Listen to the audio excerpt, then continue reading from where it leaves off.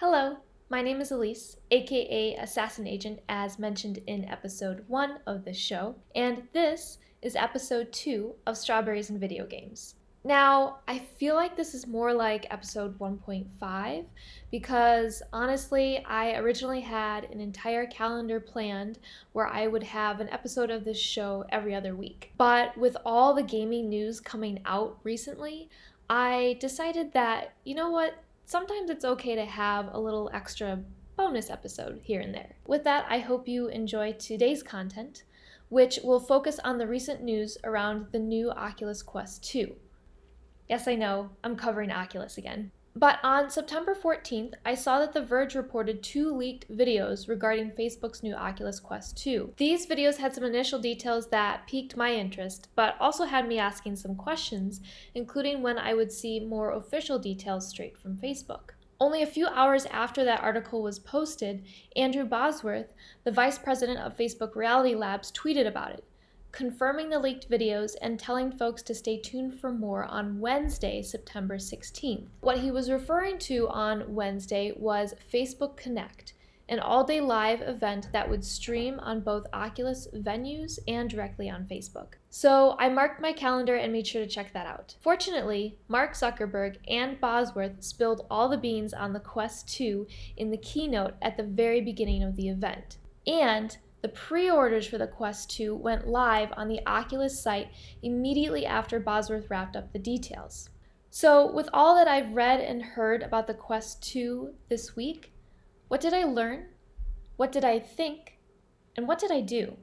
The Quest 2 will initially launch/ship October 13th with pre-orders available now, or at least that's what they initially stated, and I'll explain that in a minute. And the starting price is $299 for their 64 gigabyte headset. You can also get a 256 gigabyte headset for $399. Now, these price points are $100 cheaper than the current Quests that we have today. And the 256 gig max storage headset far exceeds the storage of the max storage model for the original Quest, which is only 128 gigs. You can also tack on options for accessories, including an entire accessories bundle that includes an Elite strap, which is simply an alternative to the cloth strap that will come already on the Quest 2, and a battery pack and carrying case, all for a total of $129. You can buy these items a la carte as well.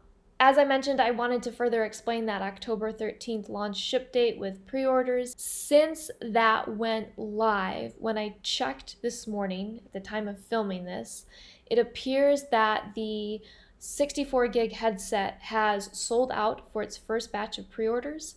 They do have a second batch, but it will ship now on October 26th, according to the Oculus website. At the moment, the 256 gigabyte headset has sold out completely for pre-orders. And if you're interested, you can simply select an option to be notified when the next order or batch will be ready. So pricing and availability aside, what are the technical specs and enhancements on the Quest 2? For starters, it will have 50% more pixels than the original Quest, which essentially translates to enhanced clarity and a crisper image. Secondly, it will have 6 gigabytes of RAM, which is up from the 4 gigs that the original Quest has. And it will feature the new Qualcomm Snapdragon XR2 platform, that's a mouthful, which was specifically designed for augmented reality and virtual reality hardware. Qualcomm also claims that this has twice the CPU and GPU performance of the Snapdragon 835, which is what is in the original Quest. And what all that translates to essentially is we should expect to see a better and smoother performance with the Quest 2. It will also have a 90 Hz refresh rate, which is up from the 72 Hz refresh rate that the original Quest has. But from my understanding, I don't think that means much to us gamers right now, as game developers aren't really taking advantage of this at the moment. The interpupillary distance IPD adjustment, which essentially is the way that we're adjusting the little goggle things in our Quest. Obviously, this is the Quest 1. That's going to be changing with the Quest 2 as well, so it'll just be a simple 3-setting adjustment, as opposed to in the original Quest where we adjust it millimeter by millimeter. The controllers have also been redesigned with the Quest 2. Again, I'm obviously holding the controllers for the Quest 1, but the new ones have been redesigned to have better ergonomics and also longer battery life. Now, more from an overall look and feel perspective, at a glance, the Quest 2 doesn't look to be drastically different to me in design compared to the original Quest, other than the fact that the color has changed to white. However, some smaller design enhancements have been made to overall make that Quest 2 headset easier and more comfortable to wear. Now, service-wise, this is also important to note.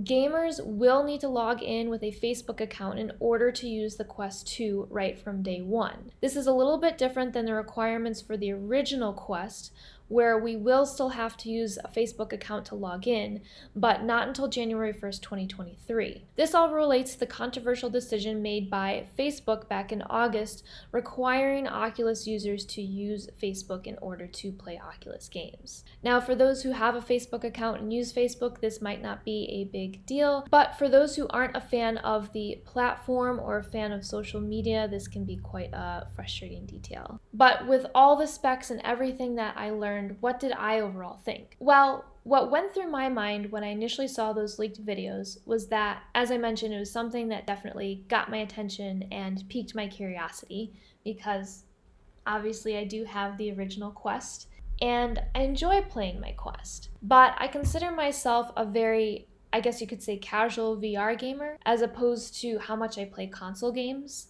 And perhaps there's a lot of folks who can relate to that. Also, the original Oculus Quest just came out in May of 2019, so just over a year ago. And I was wondering if I had really had enough of a chance to play it and see how much I was really getting into VR gaming and how much I really liked my Oculus, and was I already ready to upgrade to a newer one. I know there are folks out there who are used to upgrading their devices and their technology more frequently, and this is becoming more of the world that we are living in. And for me personally, I'm not always that person. It depends on the device. With some things, I do want the latest and greatest, and other things I hold back on. So this was another thing I had to decide. Where did I really fall in that spectrum when it came to VR headsets? Along with this news, obviously there's been a lot of other gaming news around other consoles, games, so much being launched, so much coming out. So that was weighing on the back of my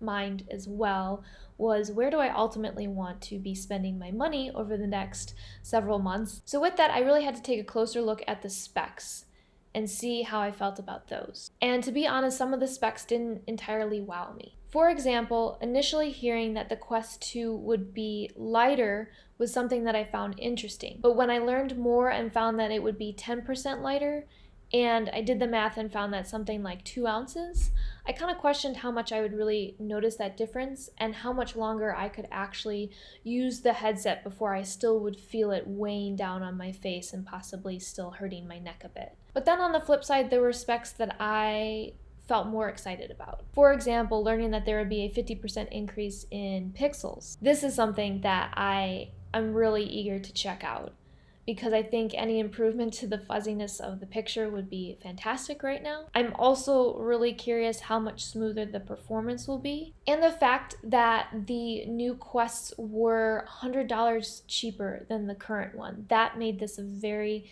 tempting deal to look into. And then finally, the longer battery life on the controllers. That was something that really personally spoke to me as well. I don't know if I'm the only person that has this problem, but I do seem to have an issue with the batteries draining quite easily in these controllers.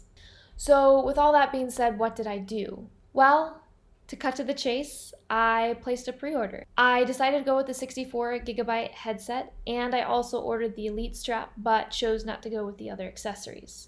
Would I recommend that everyone go this route and this is the best option after I weighed all the pros and cons? Absolutely not. After I weighed the pros and cons, the conclusion that I made is that right now it's a very personal decision. There are so many options that folks could go with. Whether you choose the 64 gig, you choose the 256 gig, you want to just stick with your original Quest right now. Maybe you don't even have the Quest, maybe you have the Rift or some other VR headset, or you haven't even tried VR and you're just kind of thinking about it. There really still are a lot of options. There's a lot more options with the accessories too. And I think at the end of the day, it's important to look at them all, look at the specs, look at your budget, and just see what kind of gaming experience do you want to have and what do you feel comfortable trying out right now.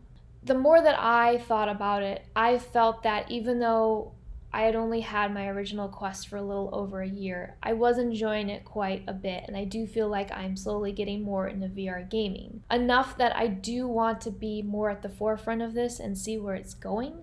So that's why I placed the pre-order in the first place. Before I did that, I did boot up my original Quest and just looked at the storage on it. And honestly, in the last year, I've accumulated only 9 or so games, a handful of apps. And with all of that and the system requirements, I was only using about 30 gigs. So I took a gamble and guessed that it would be quite a while before I had actually used up 64 gigs in the Quest 2. And that's why I stuck with that option and just personally felt like 256 was probably overkill for me. That was just a guess, so I could be wrong. I don't know where the future of VR gaming is headed, if there's going to be a lot more content coming out, if that's going to take up a lot more space, but we will certainly find out. And additionally, when it came to the accessories, I decided to order that Elite strap because, again, this was a very personal decision, but I am pretty particular about how I like to have my Quest strap adjusted for this headset. So I thought ordering that Elite strap for the Quest 2 was something that I might really like to have since I'm so particular about that. Whereas the battery pack and the carrying case just didn't really speak to me right now. Of course, that is really all that I can say about the Quest 2 at the moment. I, of course, don't have it in hand right now, but I am eager to get that later in October, try it out. I'll definitely be comparing my experience to that of the Oculus Quest 1, and I will learn more. That wraps up today's episode of Strawberries and Video Games. I hope you enjoyed it. If so, if you could give this video a thumbs up, that would be awesome. And stay tuned for more content coming soon.